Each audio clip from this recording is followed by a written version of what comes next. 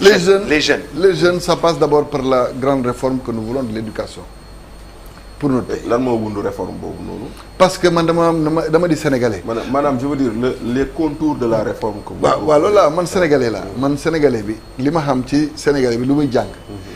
kenn du ma weddi sénégalais bu am diggante 0 ba 14 ans mu ngi école wala mu ngi daara wala mu ngi atelier wala mu ngi ci tool ya wala mu ngi ci gaal ya wala mu ngi ca napp et sàmm bi wala donc ñooñu ñu ngi leen di jàngal ay métier sàmmkat bi di jàngale métier nappkat bi di jàngale métier béykat bi di jàngale métier tous nos artisans di jàngale métier parce que d'ailleurs on les appelle des maîtres parce que ñoom dañuy am ay apprentis donc ma réforme c'est d'introduire les langues nationales déjà dans le système éducatif parce que je veux qu'il y ait une passerelle de délivrance de diplômes pour que le tailleur puisse délivrer un diplôme pour que le menuisier puisse délivrer un diplôme pour que le mécanicien puisse délivrer un diplôme parce que aujourd'hui dafa am beaucoup de niches d'emploi yi nga xam ne mënuñu ko remplir parce que simplement il n'y a pas assez de qualification ou de certification or le métier est connu mais tey bu dul njort bu rafet di nga dem ci mécanicien amul benn këyit bu lay firndeel ni c'est un maître mécanicien donc il faut qu'on arrive à organiser xam nga parfois l'organisation c'est elle qui t'apporte la modernité donc puisque ñu ngi jàngale nañu ut beneen mécanisme pour fay leen mooy le programme d'équipement que je prévois pour l'artisanat dans mon pays parce que mënuma fay j'ai pas encore la maîtrise de la masse je dis au lieu que ma leen di fay je peux trouver un moyen pour que nos menuisiers puissent gagner 30% dans le mobilier national comment moi si je leur importe pour le compte de l'État du Sénégal des usines des fabriques qui font les portes les tables et tout mais ils peuvent le faire ils ont le métier avec un peu de transfert de technologie ou de connaissance ñu def ko donc je crée un programme d'équipement pour les tailleurs les cordonniers les artisans et tous les secteurs de l'artisanat à ce moment-là nga créer aussi des outils de modernisation pour certains travaux de mécanique comme ay vulcanisateurs et cetera oui mais maintenant on a qu'à le renforcer aujourd'hui il y a un Sénégalais qui est vulcanisateur qui sait le faire mais qui utilise des moyens qui datent de 1945-60 donc mais quand même avoir un programme d'équipement lui permet de travailler vite et de gagner plus d'argent et d'aller vite d'employer d'autres personnes est-ce qu'il y a un comprendre donc tout ça c'est dans la réforme de l'éducation je prends ma langue nationale j'en fais un instrument passerelle parce que je veux moderniser mon secteur de l'artisanat ak yeneen yi ma tudd dégg nga ba ma ko defee ma trouver benn système de formation professionnelle bi nga xam ne mooy war a absorber yi autant ces jeunes qui sont dans les secteurs de l'artisanat que ceux qui sont dans l'enseignement islamique parce que la grande majorité de nos enfants qui sont dans les daara ñoom seen amuñu perspective économique plus tard peut-être faire du commerce ou bien se débrouiller plus tard donc nga créer ay mécanismes yi tax ba ñu mun jàng métier pendant que ñu ngi jàng ci daara yi donc ça permet de moderniser notre offre de système éducatif je vais dans l'enseignement professionnel il faut qu'on ait un enseignement professionnel organisé et strict comment d'abord il faut qu'on rationalise ensuite il faut qu'on définisse les curricula de formation parce que boo ko xoolee laaj leen seen i njaboot filières yi dafay wute de da ngay dégg tur yu bëri ci filières yi mais boo xoolee les matières yi ñuy jàng c'est presque la même chose donc il faut que sooy jàng informatique que tu deviennes vraiment un informaticien. mais wax waxu jàng mais la majorité des jeunes sénégalais n'ont pas de formation. mais c'est ce que je vous ai dit c'est la trame de mon offre politique je vous ai dit les artisans les agriculteurs les éleveurs et les pêcheurs ñooñu ñu ngi jàng wala vous n'êtes pas d'accord. si ñooñu laa wax ni ñooñu ñoo amagul instrument formel d'encadrement buy tax ba ñu wax ni on les a encadrés ñu ngi leen di jàngal xam-xam wala jàngaluñu leen. le pêcheur si. le mécanicien aussi mu ngi jàngale il a combien d'apprentis chez lui.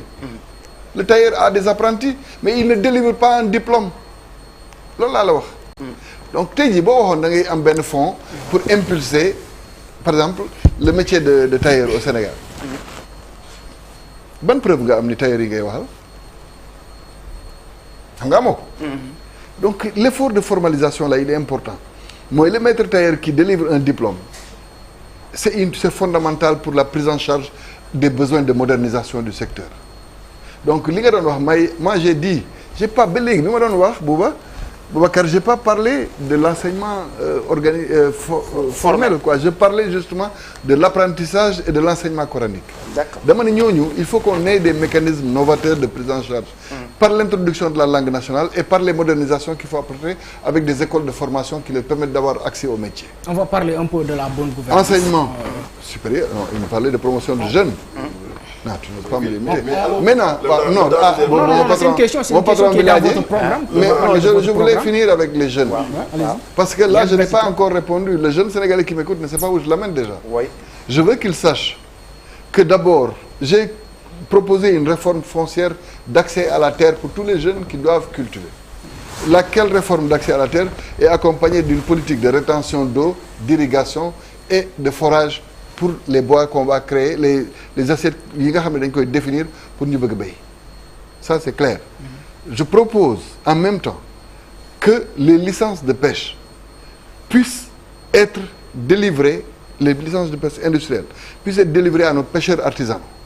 La contrepartie, c'est que l'offre de formation bu ñu am, nous l'accompagnons avec les métiers connexes à la pêche. Parce que c'est ça qui concerne aussi les jeunes apprenants fauves.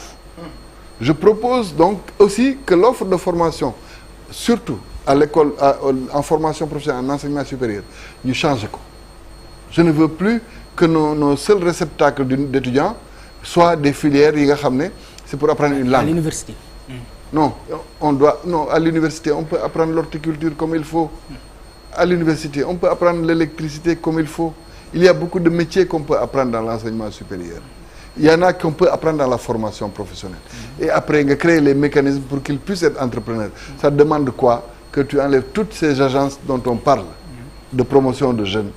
Parce que ça a créé une illisibilité et une redondance sur cette activité. Bon, créer une seule agence de jeunes sénégalais, c'est que tout ça, agence Jeunes Sénégal. xam nañ ni ku bëgg a leb xaalis foofu ngay dem ku bëgg a incubateur foofu ngay dem ku bëgg ñu former la foofu ngay dem et cetera et cetera nga arrimer ko donc aux formations professionnelles qui ont été faites nga permettre donc que l'entrepreneuriat jeune décolle. Mais en même temps, les jeunes aussi sont dans la production culturelle, ils sont dans la production sportive. Donc nga créer aussi les mécanismes qu'il faut pour que nga am des pôles d'attractivité dans les terroirs, dans les territoires, qui font que lu ñu bëgg a def ci production ci wàllu culture wala wàllu sport ñu mun ko fa def ba ñu mun compétitif à un autre niveau. Donc, il faut repenser la décentralisation. Ah oui, carrément. Dans quelle orientation? Il faut que l'État accompagne avec des fonds clairs parce que mënatul dépendre xam nga tout le monde sait que les budgets des collectivités territoriales sont faibles. Mais il faut que l'État définisse des programmes spéciaux. Parce que il y a des programmes. Non, ban pour le moment. Ban mais le PACASEN, wow. c'est qu'est-ce que ça veut dire le PACASEN? C'est le programme d'appui oui, tu as dit appui. Tu as dit programme appui. Mais quand je dis quand je crée un fonds d'impulsion de la culture urbaine au Sénégal, je dis je veux mettre 46 studios pour la production de sons et de vidéos au Sénégal. Je peux créer le fonds, génne na xaalis bi, ma ne maire yi utal leen ma fu nekk fi ma koy def. J'accompagne une collectivité territoriale. Comme les maisons de la jeunesse. Oui. Quand je crée des pôles d'attractivité, je peux, c'est un autre mécanisme waxuma la nga créer waat ay budget yi ngay jox collectivité mais trouver des programmes yi nga xam ne yooyu nga bëgg a développer say territoire boo leen créer nga financer leen maintenant le bénéficiaire est la collectivité territoriale. Mais monsieur Diaw man je bi ñuy wax léegi réforme kii dafa desoon waaw baal ma réforme de la décentralisation boobu